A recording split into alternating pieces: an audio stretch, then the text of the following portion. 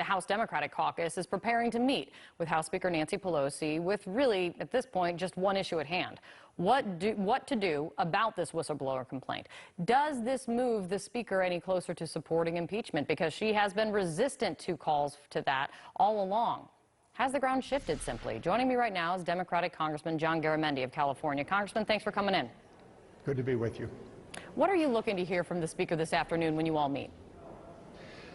Well, I believe what we're going to hear is that it's time to proceed with a formal impeachment inquiry, to empower the committees with a resolution from the House to go and gather up the information on all of the issues that are out there.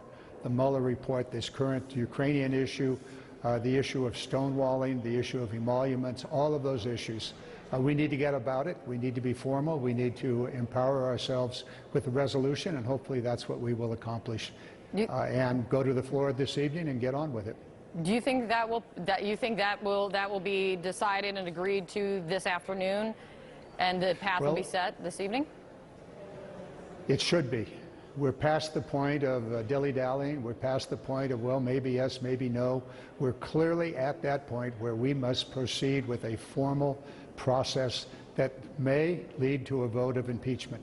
We'll see what happens on that last step, but we've got to get this underway in a formal way. We have to empower our chairman. We have to set the stage and get on with our work. If Nancy Pelosi is still hesitant, resistant to that this evening, what will you say? I will say that she has more than enough votes, that she'll have a clear, not a majority, but perhaps the entire caucus saying we have to proceed. This is our responsibility. This is our duty. We have that new information about Ukraine, and every hour there seems to be more confirmation that the president was, in fact, extorting the Ukrainian president, withholding money in hopes that the excuse me, I said Estonian, the Ukrainian president, that the Ukrainian president would launch an investigation about Biden. That is clear extortion, that is bribery, that is an abuse of power. All of those are reasons for an impeachment, and we'll go forward. And then all the other things that I mentioned earlier, the emoluments, the Mueller report, all of the stonewalling, the refusal of this president to provide information, those are all reasons for impeachment. Let me ask you this. Now you have seven moderate Democrats coming out to say that they are not for impeachment yet. But if the reporting around Ukraine and the whistleblower is true, it would be impeachable. And I wonder, why do you think you can go any further than that at this point?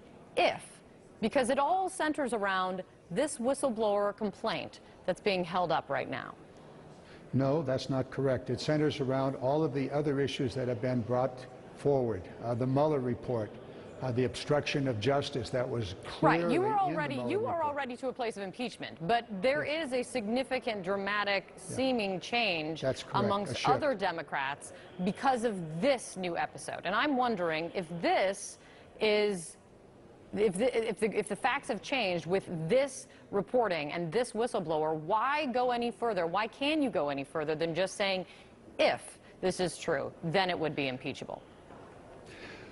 Well, that's what we need to investigate. That's why we need to formally begin or continue, but in a formal way, the inquiry. That is the formal hearings, the formal impeachment hearings, if you will, and get that underway. That has to take place now. The 7 people that came forward, the 7 members, are extraordinary individuals. I work with them on the Armed Services Committee. They have enormous background. They have dedicated their lives to this country, and they have seen in the most recent Ukraine situation, enough is enough. And they've made the decision that it's time to get on with a formal process that may very well lead to an impeachment vote. We must do that, and I believe today at the caucus at 4 o'clock, there will be a broad call.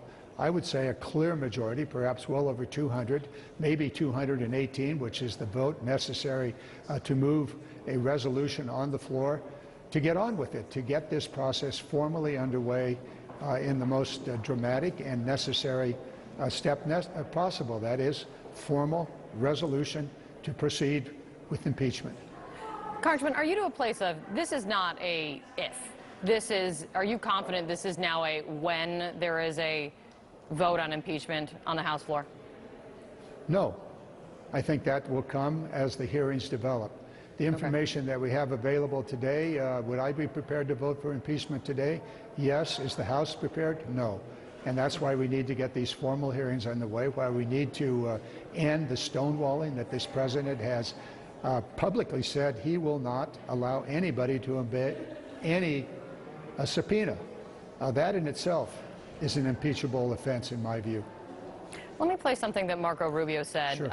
Because there's been a lot of a variety of Republican response, mostly not wanting to talk about kind of this latest whistleblower report. But Marco Rubio had something interesting to say. Let me play it for you. They're aware. The president's admitted that he raised the issue in a conversation with the Ukrainian president, and that's something voters can determine. Again, it is possible to do something that is wrong and not be an impeachable offense, and people around here are throwing that term around so loosely. It's lost all meaning. It just strikes me after this conversation that we've just been having. Does he have a point? No. I think he's wrong. I think he lacks the courage to look at the clear facts, and he's dissimulating. He's trying to avoid the responsibility that may ultimately be his to vote as a juror. In the meantime, he should be calling for the House of Representatives to get an impeachment inquiry, the formal process underway, so that the facts can be laid out there, so that we could all know. And it may very well come to an election rather than an impeachment vote in the House and on the Senate as a jury. That's a possibility. But the issue before us is, do we proceed in a formal way to get the facts out?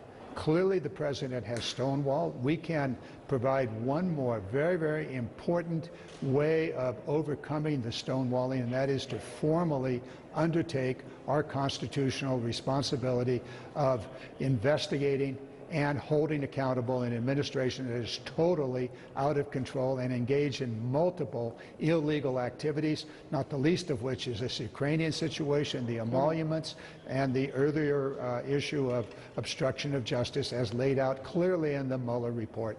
I am very interested to see what comes out from this meeting this afternoon. Please come back on, Congressman. I know you're also, importantly, and we'll discuss this later, you're also heading to Ukraine at the end of this week. Correct. So you're going to be at the center of the center of the center of it very shortly. Thanks for coming on.